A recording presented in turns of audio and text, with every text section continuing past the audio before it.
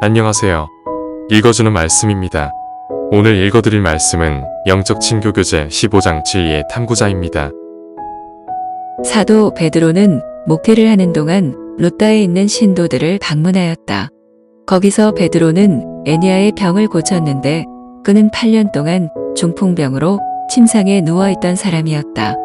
사도가 말하기를 애니아야, 예수 그리스도께서 너를 낫게 하시니 일어나 내 자리를 정돈하라고 하였다. 곧 일어나니 루다와 사론에 사는 사람들이 다 그를 보고 주께로 돌아가니라. 루다에서 가까운 요바에 도르가라 하는 여인이 살았는데 그녀는 선행으로 큰 사랑을 받는 사람이었다. 도르가는 존경받을 만한 예수의 제자였고 그녀의 생애는 친절한 행위가 가득하였다. 그녀는 누가 편안한 의복이 필요하고 누가 동정이 필요한지를 알고 가난한 사람들과 슬퍼하는 사람들에게 아낌없이 봉사하였다. 솜씨 있는 그의 손가락은 그의 혀보다 더욱 활동적이었다. 그녀가 그때에 병들어 죽었다. 요바의 교회는 그들의 손실을 깨달았다. 베드로가 루다에 있다는 말을 듣자 교인들은 사람들을 보내어 지체 말고 오라고 간청하니 베드로가 일어나 저희와 함께 가서 이름에 저희가 데리고 다락에 올라가니 모든 과부가 베드로의 곁에 서서 울며 도르가가 저희와 함께 있을 때에 지은 속옷과 겉옷을 다 내어 보였다.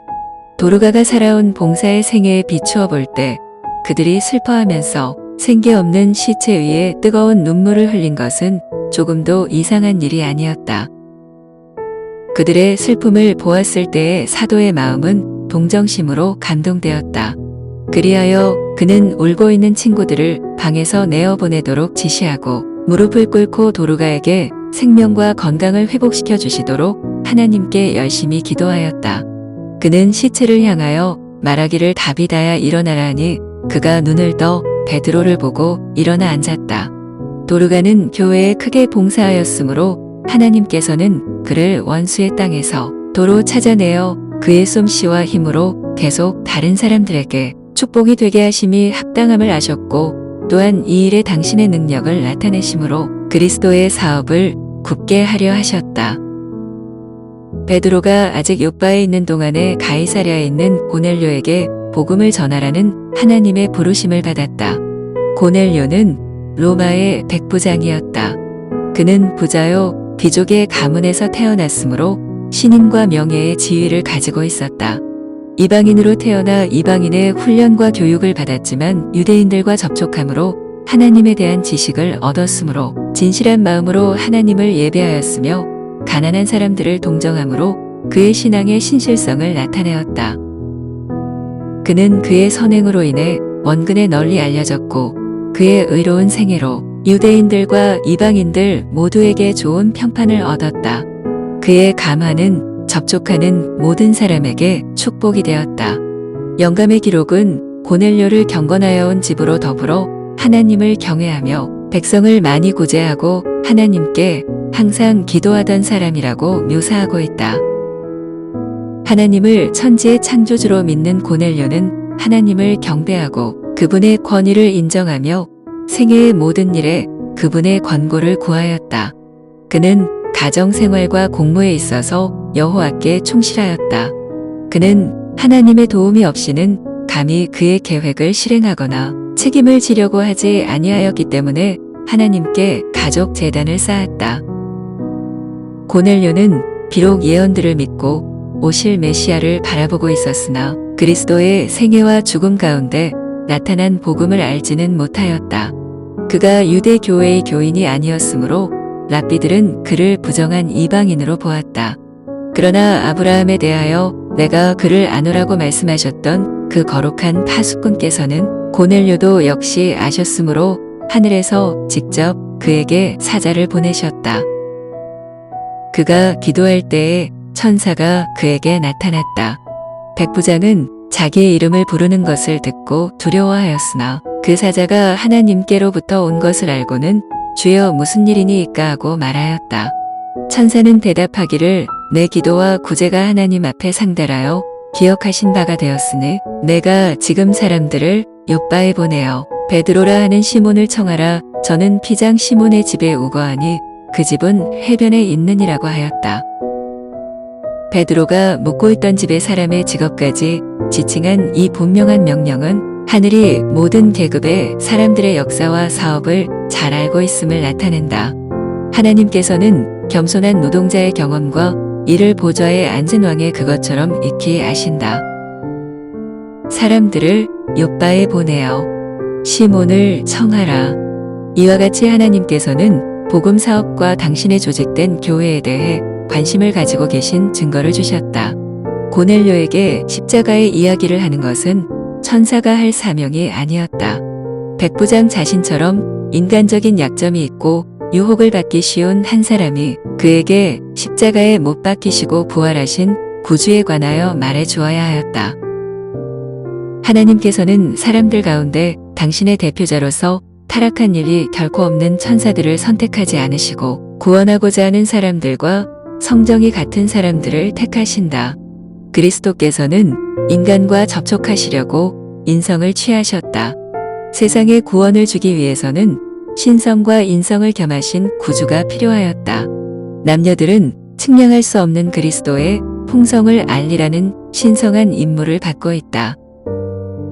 주께서는 당신의 지혜로서 진리를 찾는 사람들을 이미 진리를 아는 이와 접촉하게 하신다. 빛을 받은 사람들이 어둠에 있는 사람들에게 빛을 나누어 주도록 하는 것이 하나님의 계획이시다.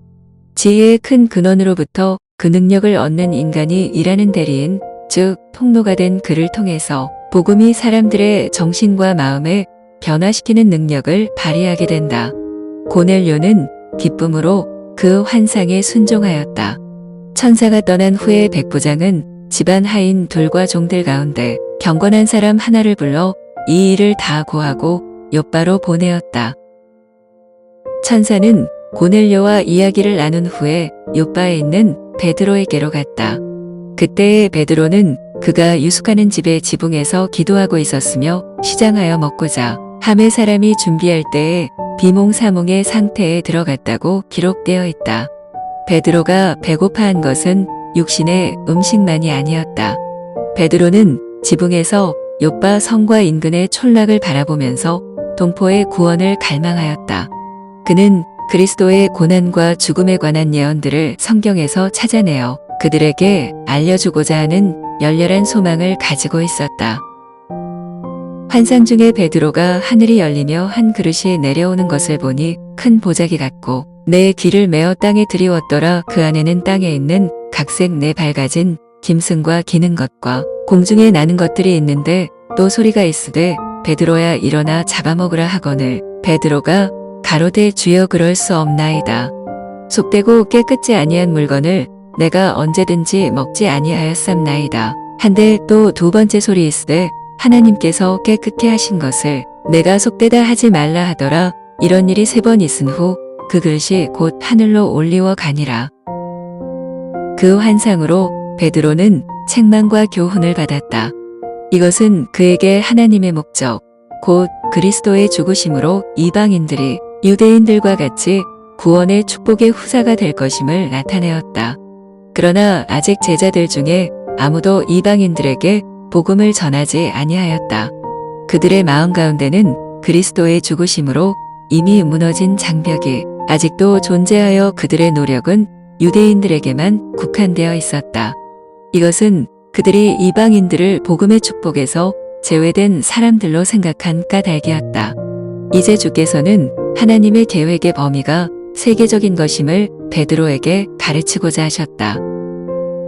많은 이방인들이 베드로와 다른 사람들의 전도를 흥미 있게 듣고 있었으며 많은 헬라파 유대인들이 그리스도를 믿는 신자들이 되었지만 고넬료의 개종은 이방인들 가운데 가장 중요한 일이 될 것이었다.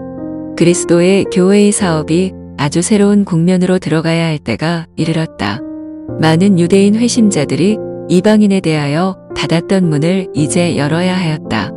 그러므로 복음을 받은 이방인들은 할례 의식을 지킬 필요가 없이 유대인 제자들과 동일하게 간주되어야 하였다. 유대인의 교육으로 인해 베드로의 마음 깊이 뿌리 박힌 이방인들에 대한 편견을 제거하시는 일에 주께서는 얼마나 주의 깊이 일하셨던가. 보자기와 그 속에 든 물건들의 환상으로 주께서는 사도의 마음에서 이 편견을 없이하여 하늘에는 사람을 차별하는 일이 없다는 중요한 진리를 가르치고자 하셨다. 하나님이 보시기에 유대인과 이방인은 다 같이 귀중하였다. 그리스도를 통하여 이교도들도 복음의 축복과 특권의 참여자들이 될 수 있었다. 베드로가 그 환상의 뜻을 생각하고 있는 동안 고넬료가 보낸 사람들이 요빠에 도착하여 베드로가 유숙하고 있는 집 문 앞에 서 있었다. 그때에 성령께서 베드로에게 말씀하시기를 두 사람이 너를 찾으니 일어나 내려가 의심치 말고 함께 가라. 내가 저희를 보내었느니라고 하셨다.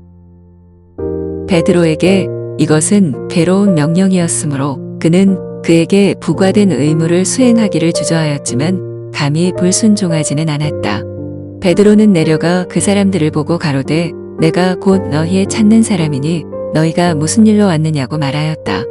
그들은 베드로에게 기묘한 심부름에 대하여 대답하여 말하기를 백부장 고넬료는 의인이여 하나님을 경외하는 자라. 유대 온 족속이 칭찬하더니 저가 거룩한 천사의 지시를 받아 너를 그 집으로 청하여 말을 들으려 하느니라 하였다. 바로 하나님께로부터 받은 지시에 순종하여 사도는 그들과 함께 가기로 약속하였다. 다음 날 아침 베드로는 형제 6을 데리고 가이사랴로 출발하였다. 이들은 그가 이방인을 방문하는 동안에 말하고 행할 모든 일에 대한 증인이 되어야 하였는데 이는 그가 유대인의 가르침을 그처럼 직접적으로 깨뜨린 데 대하여 설명하도록 소환받으리라는 것을 안 까닭이었다. 베드로가 이방인의 집에 들어가자 고넬료는 베드로에게 보통 방문객에게 하듯 하지 않고 하늘의 영광을 받고 하나님이 자기에게 보내신 자로 대접하였다.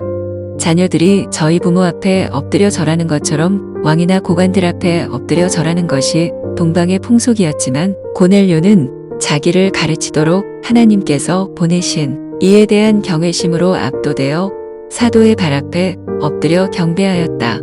베드로는 놀라서 백부장을 일으키면서 일어서라 나도 사람이라고 말하였다. 백부장은 그의 사자들이 심부름을 간 동안 일가와 가까운 친구들을 모아 그들로 그와 함께 복음의 설교를 들을 수 있게 하였다. 그곳에 도착하였을 때 베드로는 그의 말을 듣고자 열렬히 기다리고 있는 큰 무리를 발견하였다. 베드로는 모인 무리에게 먼저 유대인의 규례에 대하여 언급하여 말하기를 유대인들이 이방인들과 교제하는 것은 불법으로 간주되며 이렇게 하는 것은 의문의 율법을 더럽히는 것이라고 하였다. 베드로는 유대인으로서 이방인을 교제하는 것과 가까이 하는 것이 위법인 줄을 너희도 알거니와 하나님께서 내게 지시하사 아무도 속되다 하거나 깨끗지 않다 하지 말라 하시기로 부름을 사양치 아니하고 왔노라 묻노니 무슨 일로 나를 불렀느냐라고 말하였다. 그때에 고넬료는 자기의 경험과 천사의 말을 이야기하고 결론적으로 이렇게 말하였다.